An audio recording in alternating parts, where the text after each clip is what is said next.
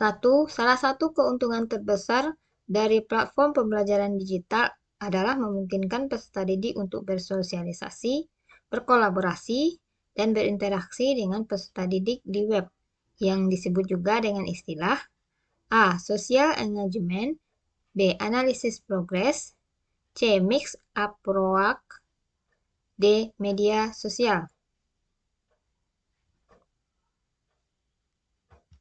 Jawaban A. Social engagement.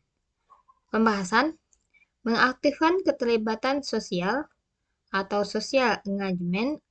Salah satu keuntungan terbesar dari platform pembelajaran digital adalah memungkinkan peserta didik untuk bersosialisasi, berkolaborasi, dan berinteraksi dengan sesama peserta didik di web. Mereka dapat bekerja sama, mengumpulkan sumber daya pembelajaran secara kolaboratif, belajar bersama menuju pencapaian tujuan pembelajaran.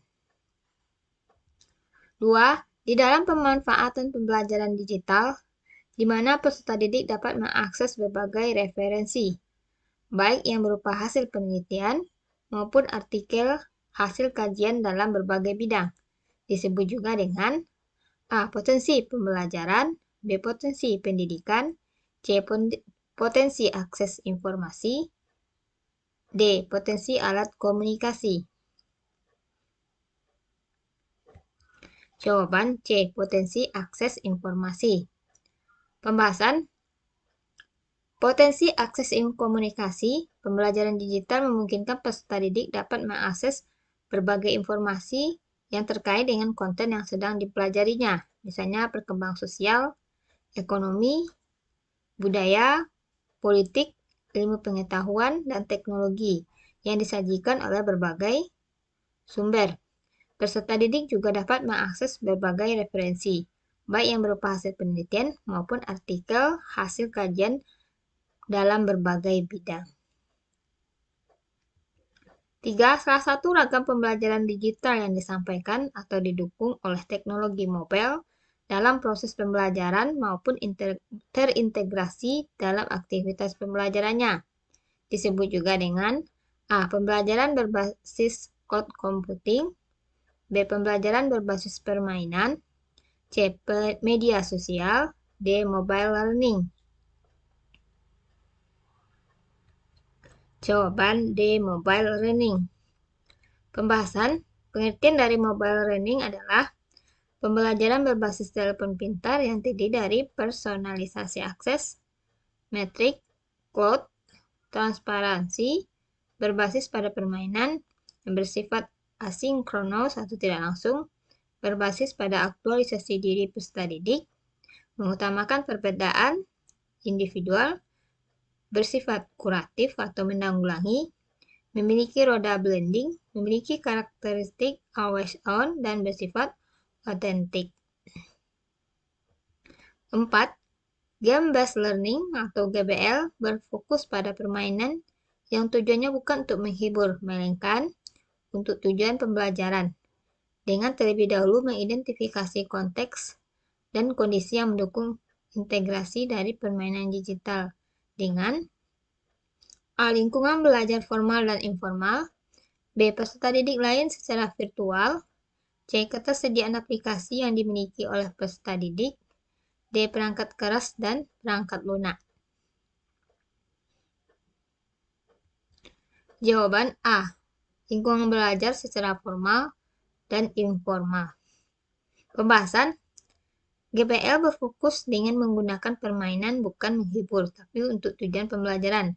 Bagi seseorang yang bekerja di lapangan dengan berfokus pada GBL dalam mengidentifikasi konteks dan kondisi yang mendukung integrasi dari permainan digital dengan lingkungan belajar formal dan informal. 5. Cloud computing merupakan konsep di mana komputasi merupakan sebuah model yang memungkinkan terjadinya penggunaan berbagai macam sumber daya, yakni jaringan, server, media penyimpanan, aplikasi, dan servis secara A. terpisah, B. terhubung, C. bersama-sama, D. langsung. Jawaban C. bersama-sama.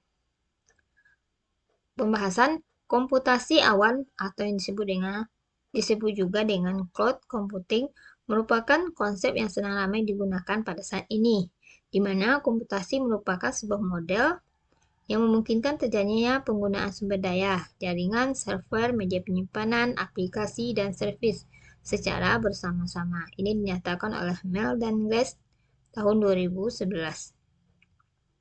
6. Komponen yang penting harus diperhatikan dalam merancang dan mengembangkan aktivitas pembelajaran dengan model blended learning. Di antaranya adalah A. Materi pembelajaran, B. Standar capaian, C. Karakteristik siswa, D. Interaksi antar siswa.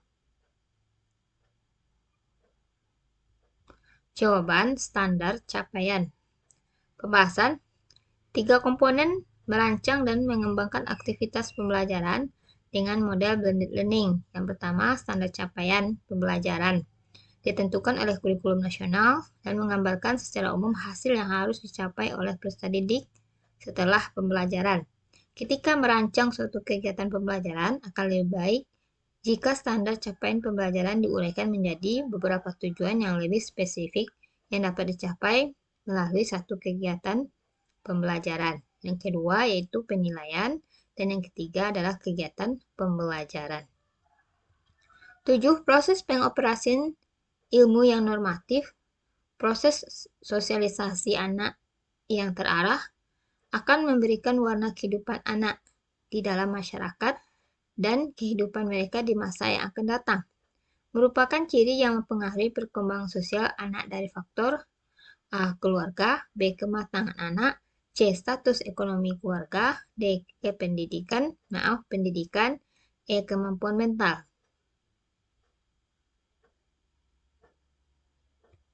Jawaban D. Pendidikan.